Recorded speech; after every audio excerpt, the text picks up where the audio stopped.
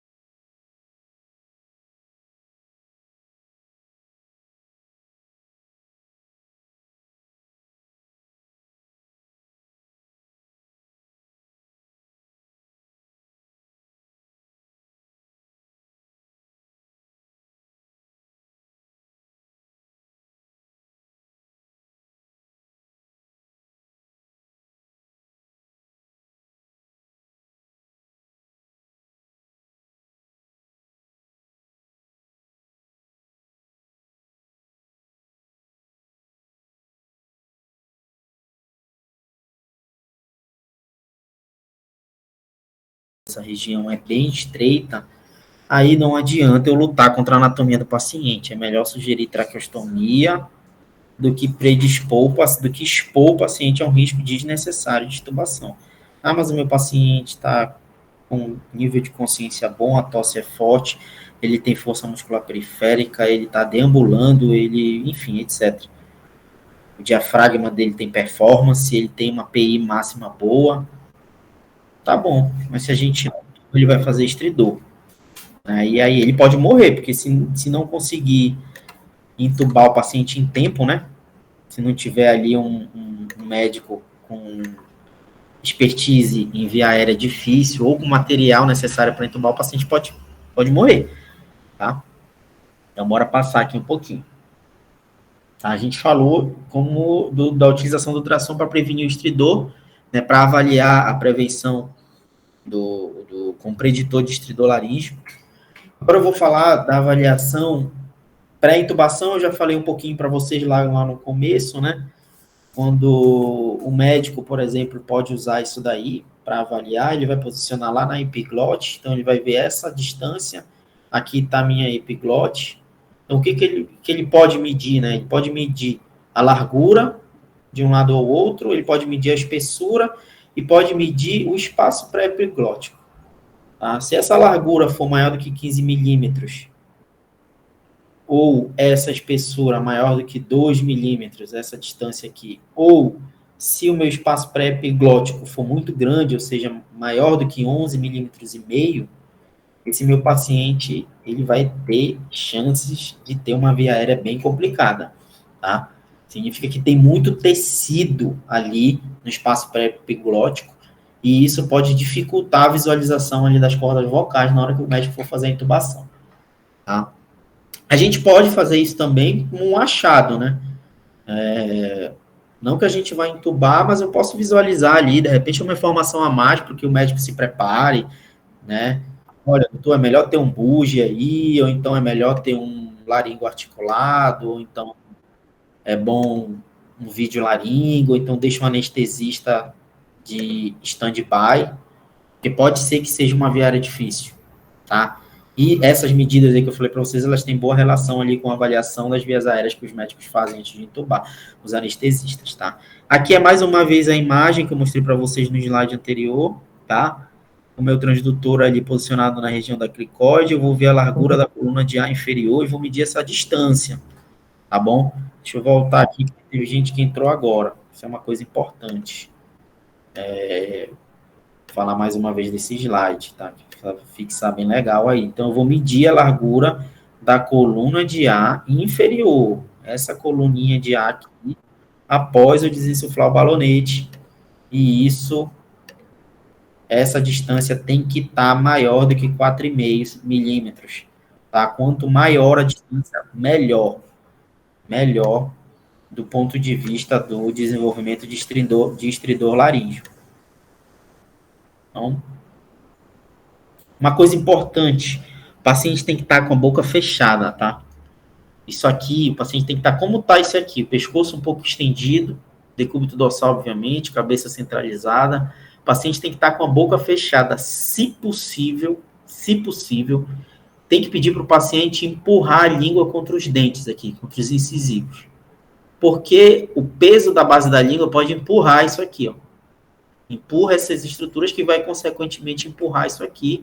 E aí, óbvio que isso aqui vai estando mais comprimido, isso pode dar viés na minha avaliação. Então, a gente tem que pedir, fechar a boca, ou então segurar mesmo. Alguém vai lá e segura e pressiona aqui a base da língua do paciente, justamente para a gente evitar viés. Tá? Porque, às vezes, o paciente nem tem um espaço aí. Oi, rapidinho, tem gente querendo entrar, por favor. Ah, vou já permitir. Já permiti, porque não tem ninguém aqui na fila. Quem é, mais ou menos, sabe, Elane? Tá todo mundo aqui. Marcela, conseguiu autorizar a Marcela? Marcela, Amanda. Fui autorizando todo mundo que pediu aqui. Não tem ninguém esperando aqui, segundo o que tá aparecendo para mim. Acho que tá sim. Só conseguiu entrar aí. Deixa eu ver. Marcela não tem aqui, não. Vê se elas estão no link certo. Agora, que o Caio enviou outro. Isso, eu enviei outro link agora. Entrou a Amanda tá aqui. Marcela agora.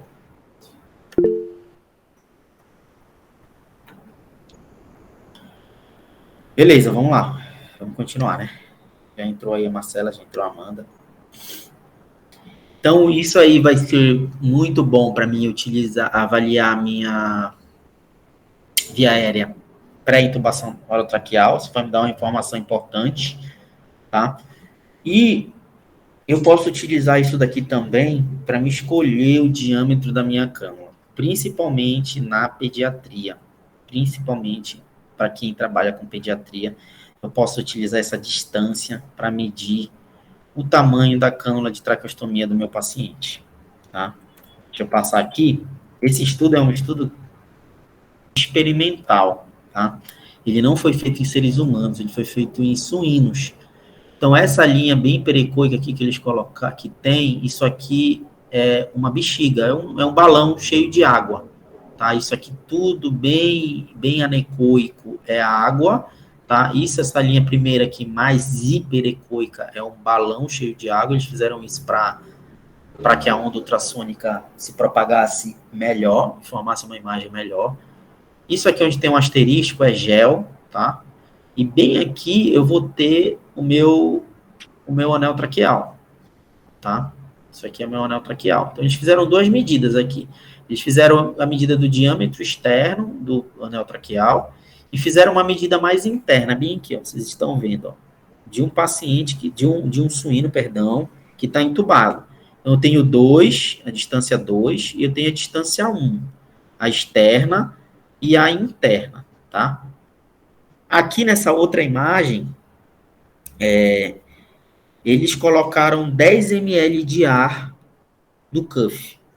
Então, a distância 2, ela aumentou, tá? Aqui eu tinha um diâmetro externo, tá? Então, a minha distância 2 ficou maior, ó, com o meu cuff mais insuflado, tá? E aqui, eles foram medir, né? E eles observaram que tanto a 1 quanto a 2 aumentaram com influência dos 10 ml de ar que eles colocaram dentro do cuff, tá bom? Então, isso para a gente observar, isso é importante, por quê? Porque às vezes a gente se preocupa, como eu falei para vocês, muito com a traqueia, tá? E a gente tem que continuar se preocupando, obviamente, com a traqueia, né? A gente tem que manter ali a nossa pressão do balonete, avaliar ali com o cufômetro da maneira adequada. Porém, a gente não pode esquecer da região subglótica, tá? A gente não pode esquecer disso. A gente tem que lembrar sempre daquele slide lá, ó, esse aqui, ó.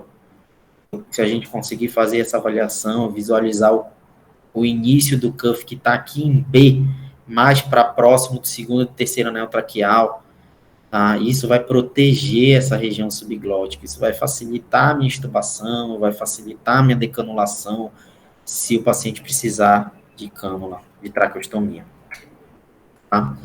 Então, a gente pode utilizar essa medida de diâmetro interno, tá? Para escolher o tamanho da cânula, tá bom? As cânulas hoje, elas têm, as Shiley principalmente, né? Elas têm um portfólio aí que elas falam quanto é o diâmetro interno, etc, etc, tá bom? E aí, a gente pode fazer a medida, consulta o portfólio, vê qual é o tamanho da cânula adequada e pede. Isso para pediatria é muito bom, tá? Porque nem sempre o tamanho das cânulas padrão, elas são adequadas, né? Eu acho que aqui cabe um 6, aqui cabe um 5, cabe um 8, tá? Isso aí é meio que, eu acho, né? Ficar no achismo. Se a gente puder fugir do achismo, né? E trabalhar aí com números, a gente expõe o paciente a menos risco, tá? Então, eu já mostrei isso aqui, eu já falei um pouquinho de você para vocês, né? O paciente, a gente posiciona lá o trajetor na região submentoniana, e a gente vai avaliar essas duas distâncias da epiglote, a largura, a espessura, que é o 2, e essa linha vermelha é o espaço pré-epiglótico. Isso aí é um preditor de via aérea difícil. se eu tiver uma largura maior que 15 milímetros, uma espessura maior que 2, ou um espaço pré-epiglótico maior do que 11 milímetros e meio. Lembrando que meu paciente tem que estar assim, como eu mostrei para vocês, com a língua tocando nos dentes aqui e com a cabeça levemente estendida, tá bom? Para mim não ter viés. Tá? Então, a avaliação da traqueostomia. Tá? Então, vamos lá. A gente falou aqui como eu posso, né, avaliar o diâmetro interno da minha cânula, certo? Baseado na distância da largura inferior da coluna de ar, tá? Então, eu vou avaliar quanto de diâmetro tem aqui, e se o paciente precisar de traqueostomia, eu posso fazer, obviamente, essa medida, tá? E falar, olha, esse paciente pode utilizar uma cânula 8,5, tá? Às vezes o paciente está com uma cânula 7,5, mas eu avaliei e vi que cabe uma 7, ou uma 8, uma 9, etc. Tá? Sempre em cima da região da cartilagem cricoide, tá? Que fica mais ou menos aqui. E aí eu vou ver, primeiro, a interface ar-mucosa, né? Aqui, a interface ar-mucosa, a reverberação. Aqui tá sem tubo, tá com uma traqueostomia, então vai ter a reverberação, né? Se tivesse com tubo, a gente ia ver 2 linhas hiperecôicas, que é o sinal do duplo lumen, tá? Então, gente, essa região aqui que vai desde a minha membrana cricotireoide, tá? Até aqui, da minha corda vocal, na verdade, a membrana cricotireoide até a minha cartilagem cricotireoide, esse quadradinho aqui é importante. E quando o paciente está entubado, é essa região que mais sofre, tá? Durante o posicionamento do tubo, tá? Então, a gente tem que avaliar isso daqui assim, com bastante cautela, e a gente tem que sistematizar avaliações periódicas para a gente acompanhar se está edemaciado, se está diminuindo, ou se não, né? Ou se o paciente realmente tem uma anatomia que já deixa essa região mais estreita. Essa é a região mais estreita da via aérea e sofre bastante quando o paciente está entubado. Só que quando o paciente está traqueostomizado, se eu posicionar meu transdutor aqui, eu não vou estar vendo nada, né? A minha traque está aqui para baixo, ela está passando meus anéis traqueais, ela está ali posicionada, inclusive, aqui no primeiro anel traqueal, né? E aí eu posicionei meu transdutor aqui, às vezes eu nem vou conseguir, já aconteceu, a gente fazer exame, o paciente tem um pescocinho curto, a gente não consegue posicionar o transdutor aqui. O que a gente faz? A gente utiliza a avaliação longitudinal. Aqui eu estou fazendo uma oblíqua, certo? De um paciente que não tem traqueostomia. Mas no caso do paciente ter uma traque, eu faço uma avaliação longitudinal. Ou seja, eu posiciono o meu transdutor dessa forma, deixa eu voltar, e aí a gente volta lá para o início, que eu vou estar vendo a minha cricoide, a minha membrana cricotireoide e a minha cartilagem, e a minha tireoide, né? Minha cartilagem tireoide. Esse quadrado que eu falei para vocês, isso aqui é a área de interesse quando eu falo de traqueostomia. Tá? Essa é a área de interesse, essa é a área de estudo. Porque se eu tiver uma área bem curtinha, uma espessura bem pequena, significa que na hora que eu decanular meu paciente, a minha cânula que está aqui, que ela sair, isso aqui vai fechar e meu paciente não vai conseguir respirar e vai falhar a minha decanulação, tá? Então tá aqui, eu tô vendo a minha cartilagem tireoide, tá? Eu tô vendo a minha membrana cricotireoide aqui, eu tô vendo uma área mais hiperecoica, mais anecoica, perdão, uma área mais hipoecoica, mais cinza, e aqui eu tô vendo a minha cricoide, antes do meu primeiro anel traqueal.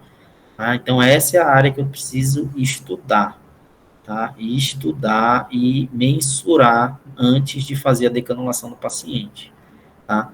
Isso pode guiar, inclusive, o posicionamento da traqueostomia, tá? Por quê? Às vezes, as recomendações, né, que a traque seja feita entre o segundo, deixa eu ver se tem alguma imagem aqui, Pneutraqueal. Bem, deixa eu voltar aqui.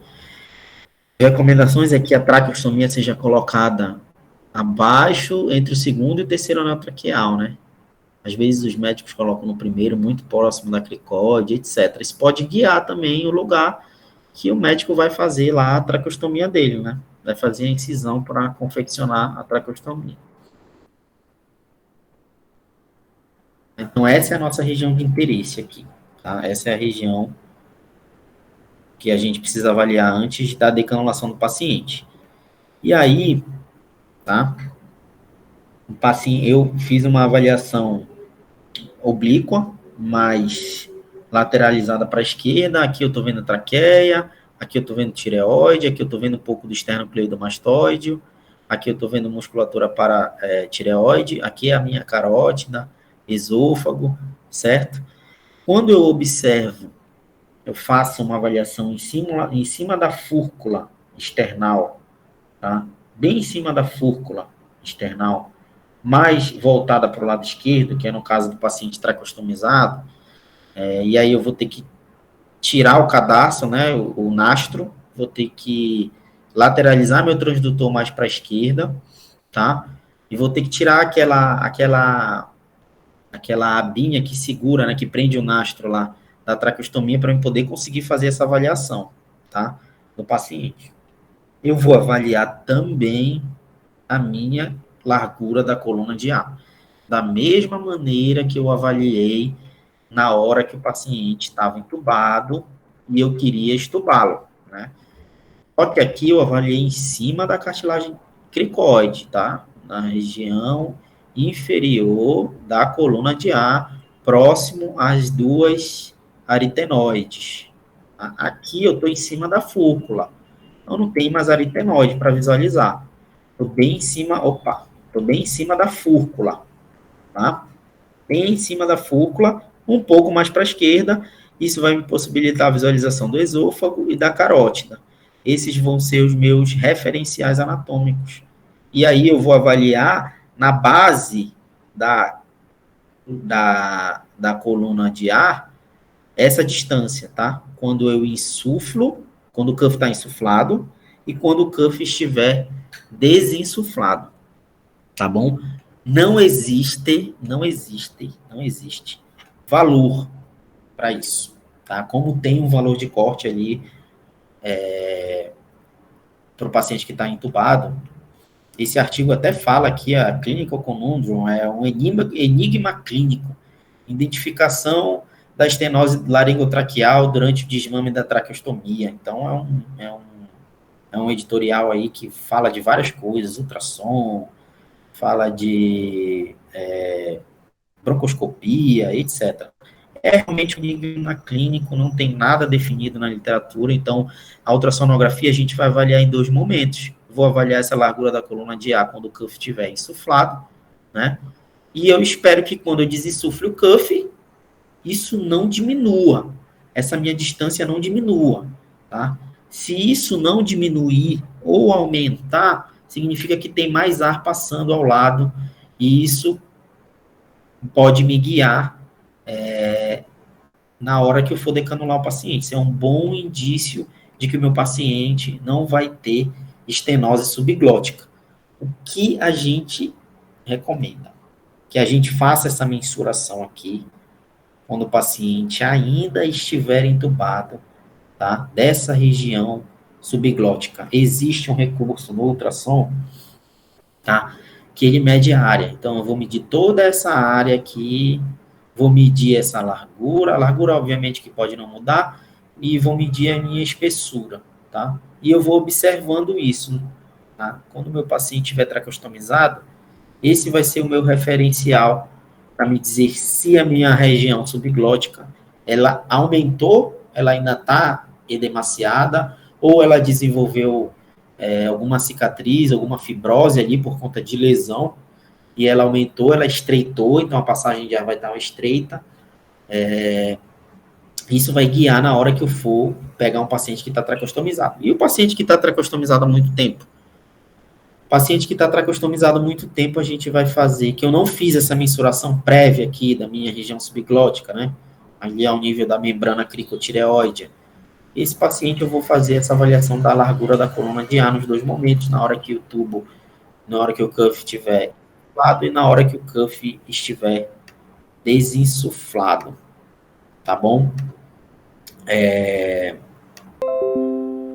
Então, a ultrassom, nesse sentido, é um método confiável na avaliação da natureza, comprimento e diâmetro das lesões subglóticas, apesar de não haver na literatura valores de referência. Existem dois grandes estudos, um chinês, em que ele tenta comparar ali a glote de pessoas que têm algum problema, que têm alguma patologia dessa região, né, e pessoas saudáveis, mas é chinês, então a gente não pode,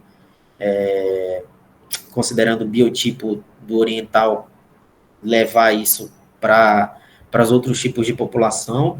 Né? A largura da coluna de ar estreitada, essa largura mais estreita, ela vai ser um indício de estenose subglótica, então eu preciso ficar de olhos abertos, né? Antes disso, eu preciso ver se meu paciente tem capacidade de fonar, as fonos, obviamente, que fazem esses testes, tá? Mas o que esse editorial mostra é que se o meu paciente tem dificuldade para falar, duas coisas podem estar acontecendo, né? Na hora que eu ocluir a minha tracostomia. Ou essa minha largura de coluna de ar aqui é estreita e o ar não passa, né, para a glote ali, para que a fala do paciente saia, ou esse paciente tem algum problema lá nas cordas vocais.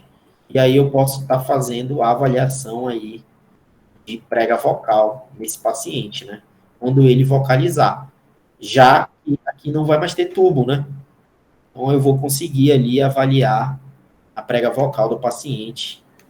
Eu não vou mais ter um tubo aqui no meio. Quando eu tiver um tubo, elas não vão estar abduzidas, elas vão estar assim, né? Vão estar numa posição mais anatômica, e aí eu vou conseguir avaliar melhor se o problema está aqui, na região subglótica, ou se o meu problema está lá, mais um pouco acima, na corda vocal, tá?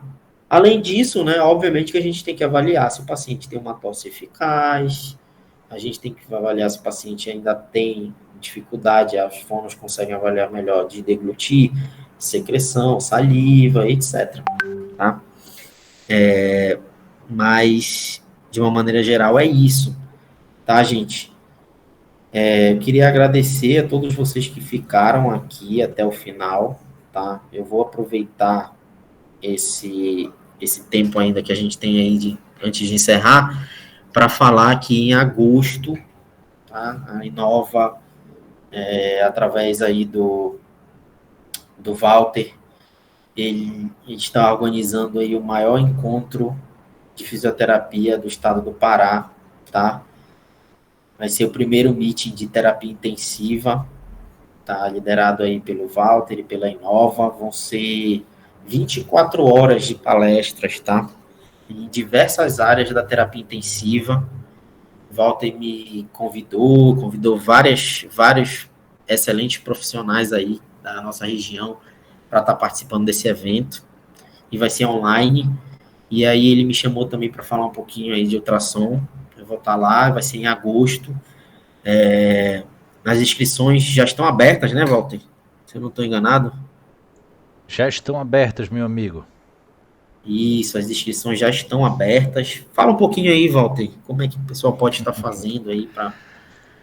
Meu amigo, primeiramente, parabéns pela excelente palestra. É sempre bom nós ouvirmos, né, realmente conhecimento com muita expertise vindo de alguém com tanto conhecimento didático. E eu te agradeço muito por estar passando um pouquinho do teu conhecimento para a gente.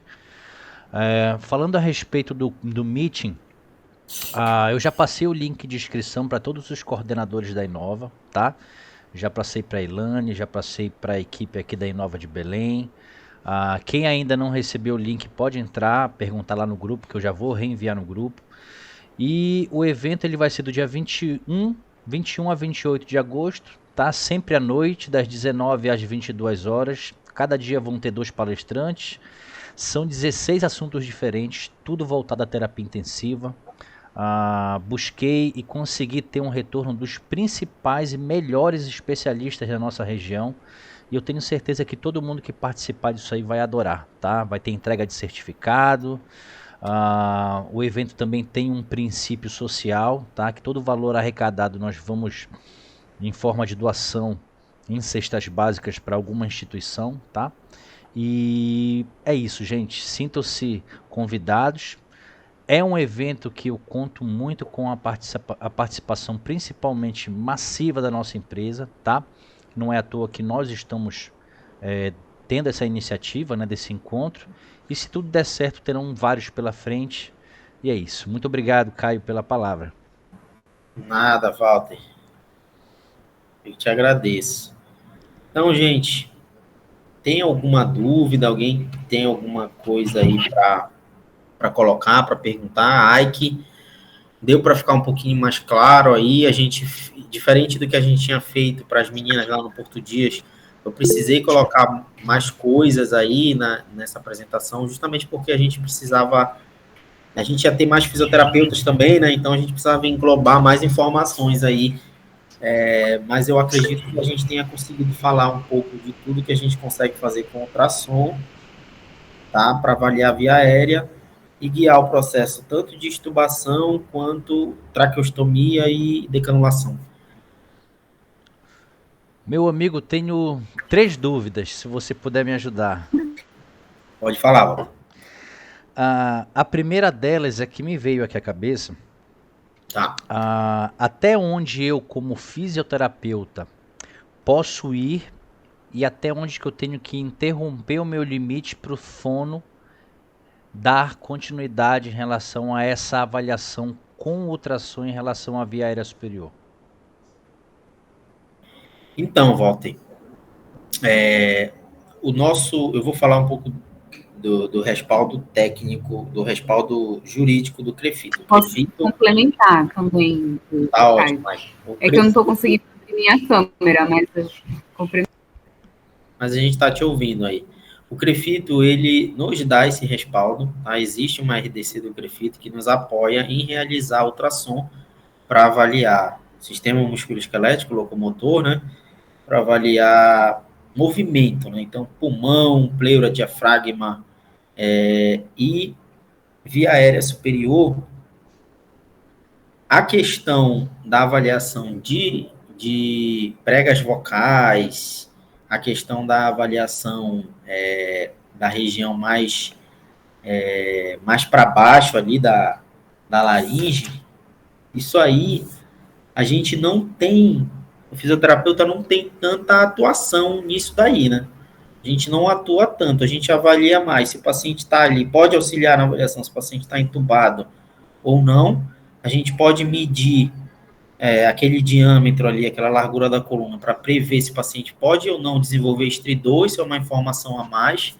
É claro que não vai substituir os outros testes, que é a ausculta cervical e o teste quantitativo, né, do Cuff-Leak Test.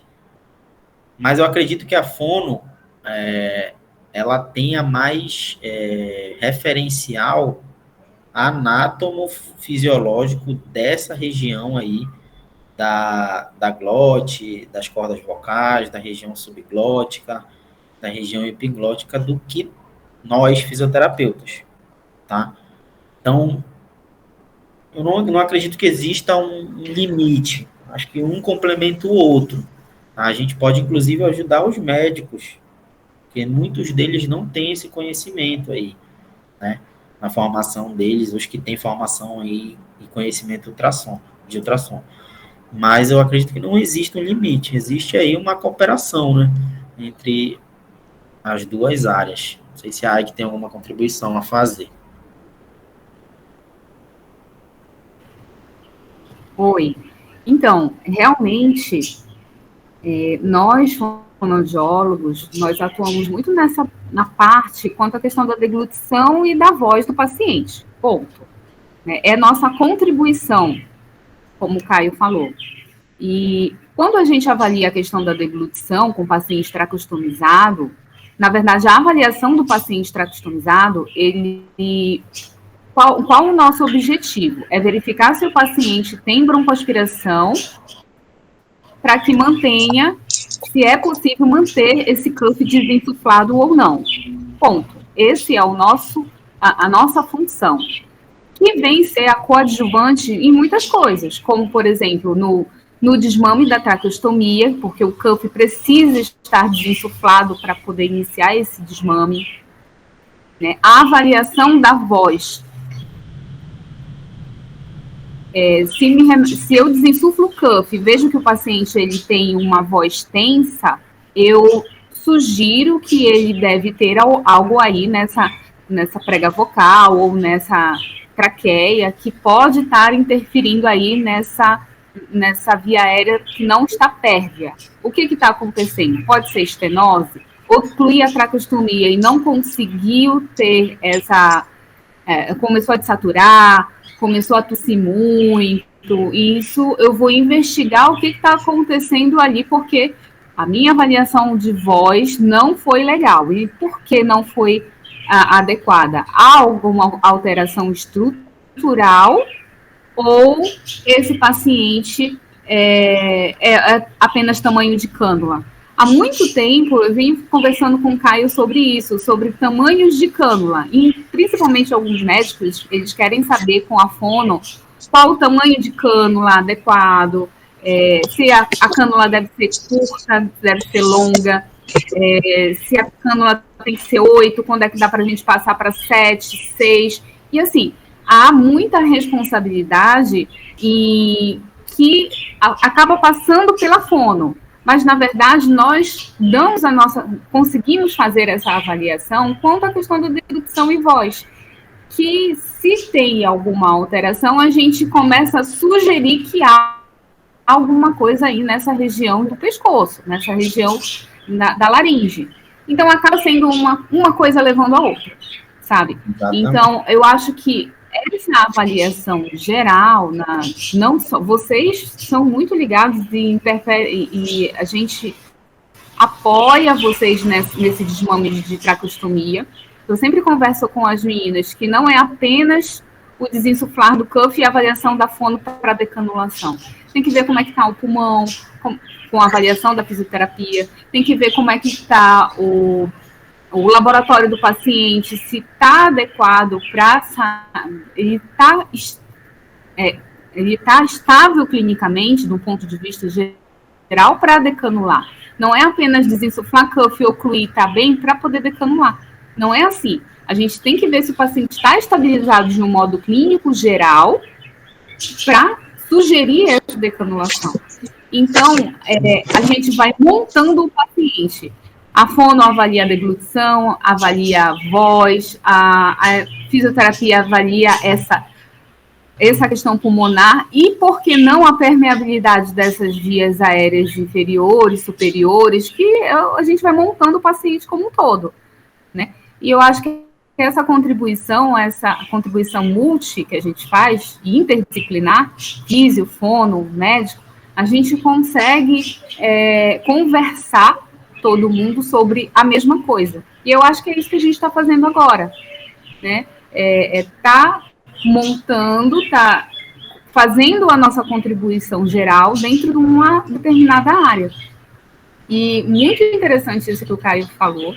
A gente ainda vai ter aí a parte prática, né? Tanto em Castanhal, ali no Porto Dias, inclusive estávamos até selecionando alguns pacientes para fazendo essa interação, e é isso. Eu acho que se tivesse um médico no mesmo momento do exame, cada um conseguiria ver e dar contribuição da sua determinada função, dar contribuição da sua determinada área, para que a gente consiga falar como um todo. Exatamente.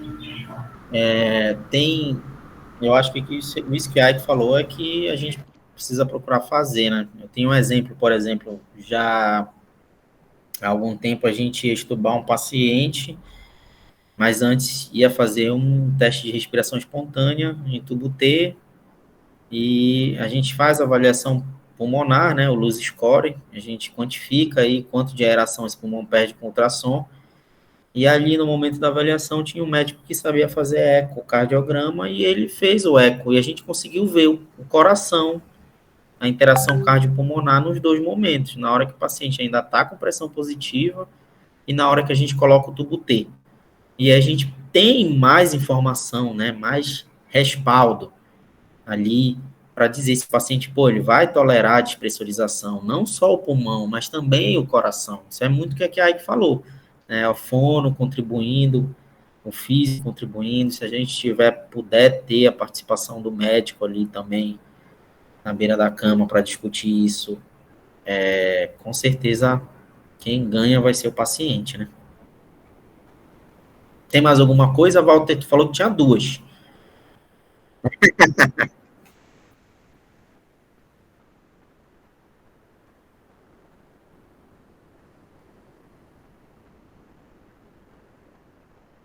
É.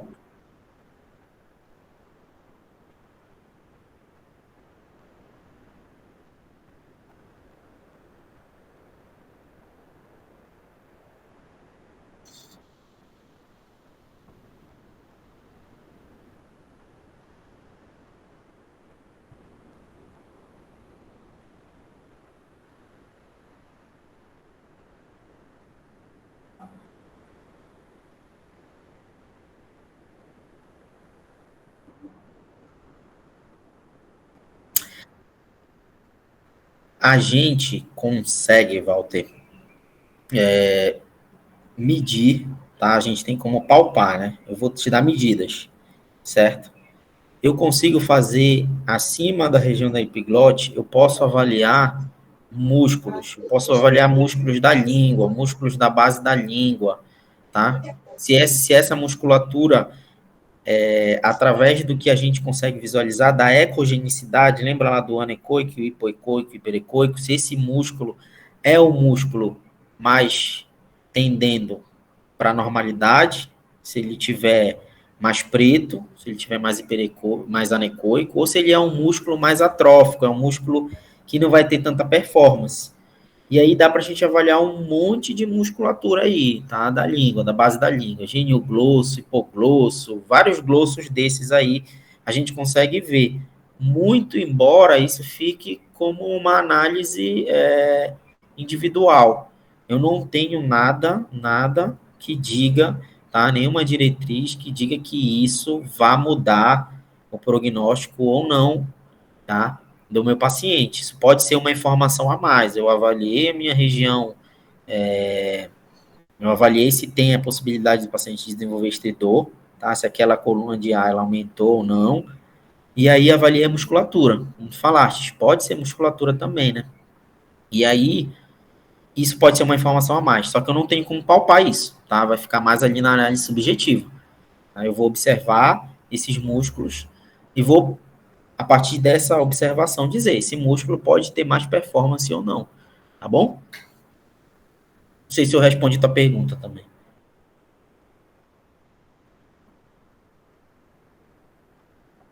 Mas quando, pô?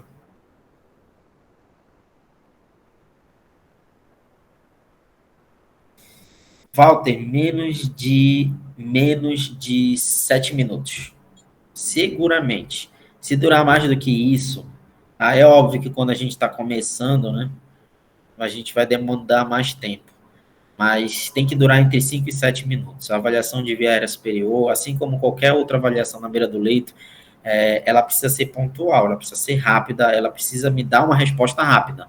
Caso contrário, eu peço uma angiorressonância, eu peço uma tomografia, e aí eu vou demandar mais tempo, né? Eu vou demandar mais recurso, eu vou demandar mais equipe, e aí eu posso esperar, tá? Mas a avaliação na beira do leito e ultrassom é uma ferramenta que a gente tem que utilizar todo dia aí nas avaliações dos nossos pacientes, ela precisa ser rápida, tá? A curva de aprendizado, como eu falei para vocês, ela demora um pouquinho, tá? Ela é mais demorada, justamente porque são estruturas bem pequenas, cada paciente tem uma anatomia, o posicionamento vai interferir, o aparelho que eu estou utilizando pode interferir, a qualidade do meu transdutor, às vezes é um transdutor mais antigo, isso tudo pode interferir. Então, a curva de aprendizagem da ultrassonografia de via aérea é diferente, por exemplo, da de pulmão e músculo, tá? Demora mais a gente aprender, tá? Em relação a isso, o Êxodos é um documento organizado pelos maiores ultrassonografistas, ecografistas do mundo, né? Eles disseram que 45 minutos de treinamento prático, tá, de ultrassonografia de via aérea superior é o suficiente para que o examinador tenha domínio sobre todas aquelas estruturas que a gente pode avaliar. Tá? Então, se o cara tiver ali 45 minutos de mão ali, de ultrassom, 45 minutos, não estou falando que ele vai um dia ficar 45 minutos lá, não. 45 minutos ao longo aí do tempo, ele consegue dominar a técnica, tá? Consegue identificar as principais estruturas e definir algumas condutas baseadas nisso, tá? Mas, voltando para a pergunta, 5 minutos, no máximo 7, é o que o cara precisa para fazer um exame completo, tá? Um exame completo, desde o início ali até a parte inferior, fazendo todas as medidas ali, tá? Medindo tudo, tá? Frisando a imagem e tal, comparando uma imagem com a outra, etc. E Caio, Oi. também tem aquela questão de um exame complementar, né? A necessidade de um exame complementar. Porque, como, por exemplo, paciente com estenose, a gente pode sugerir aí uma alteração nessa aí durante o exame e solicitar uma broncoscopia para estar observando, vendo exatamente qual alteração estrutural está acontecendo com o paciente. Muito bom, muito bem lembrado. A prega vocal, por exemplo, podemos sugerir a nasofibroscopia para estar observando como é que está essa prega vocal. Então, muito acho que um exame complementar é muito interessante. A gente é um respaldo, né? Eu não posso chegar lá e falar, olha, eu acho que esse paciente tem que fazer uma nasofibroscopia, por exemplo. Sabe por quê? Porque eu acho. Não, a gente tem um respaldo. Eu fiz uma avaliação de ultrassom, e aí eu observei que esse paciente tem uma estenose, e eu observei, e eu acho que ele pode, isso me sugere que ele tenha, né, uma alteração, e a gente pode, com esse exame, elucidar melhor. Né? Até, e se, por exemplo, a estenose for mais para baixo, né, mais para próximo da traqueia, a gente fala, olha, eu fiz a avaliação com ultrassom, eu consegui ver ali corda vocal, eu consegui ver região subglótica, está me sugerindo que essa estenose não seja alta, seja mais baixa, então vamos pedir uma broncoscopia, né, para que a gente consiga guiar melhor ali o nosso processo de decanulação. Ou não, né?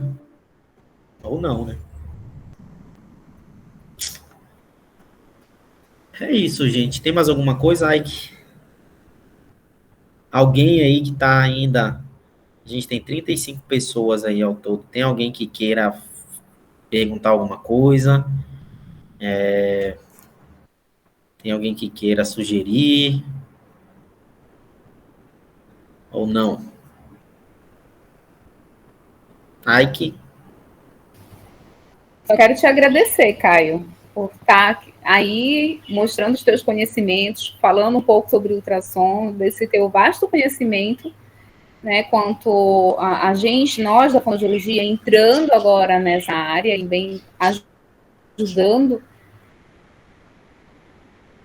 a equipe multidisciplinar a fazendo essas sugestões, esses diagnósticos, colaborando também aí com o nosso conhecimento das vias aéreas superiores.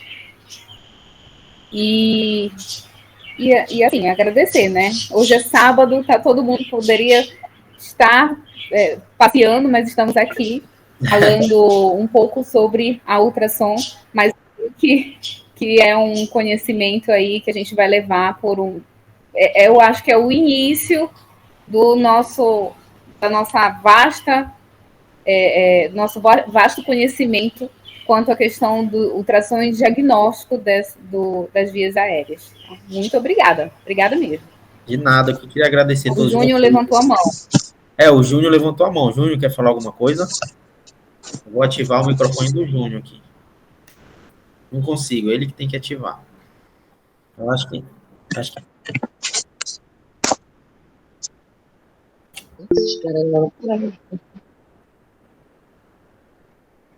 Obrigado, gente. Obrigado, Walter. Obrigado, Ike. Esse, como a Ike falou, é o pontapé inicial. O objetivo é a gente tentar capacitar todo mundo, todos os profissionais da Inova, tá? E a gente sabe que é prática, a ultrassom é prática, mas tem que ter a base teórica, obviamente. Você não vai chegar lá, pegar o aparelho e sair fazendo lá aleatoriamente. Mas o nosso objetivo aí é capacitar todos os nossos profissionais a guiar uma boa avaliação de ultrassom, tá? De via aérea, que seja de pulmão, que seja de músculo esquelético, que seja de diafragma, etc. Tá bom? Obrigado a todos vocês aí que ficaram. Caio, consegui ligar o microfone. Aí a minha dúvida é, na prática, como é que a gente vai fazer? Vamos supor, vai ser só para as intubações que são eletivas? Daria tempo de ir numa hora de uma intercorrência fazer essa avaliação? Em relação ao aparelho, às vezes fica num outro setor, como é que iria funcionar isso? Boa pergunta, Júnior. A avaliação da epiglote, né, antes da intubação, para ver ali se é uma via aérea difícil ou não, ela fica mais restrita ali às intubações eletivas, né? Obviamente que os pacientes chegar lá gaspeando, parado, ninguém vai perder tempo ligando o aparelho de ultrassom para verificar nada. Precisa intubar o paciente e garantir que ele sobreviva.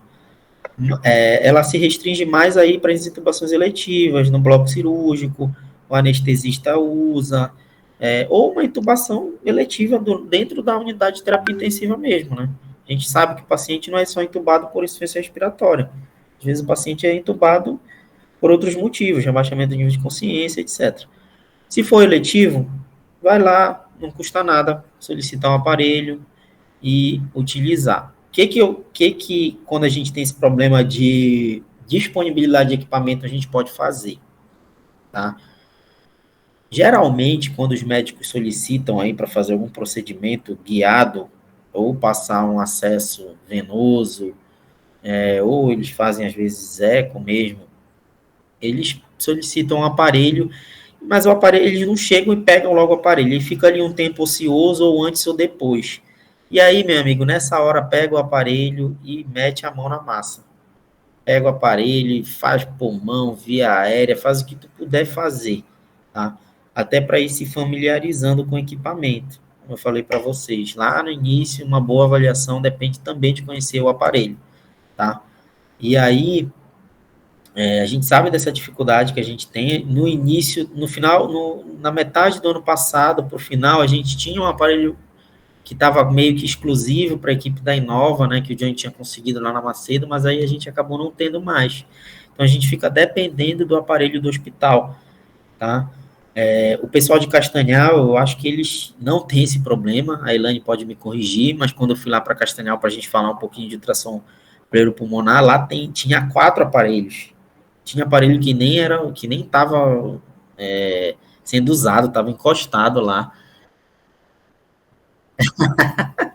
E eram aparelhos tops, era um aparelho da Siemens, da GE, que dá uma imagem assim muito, muito bacana, entendeu?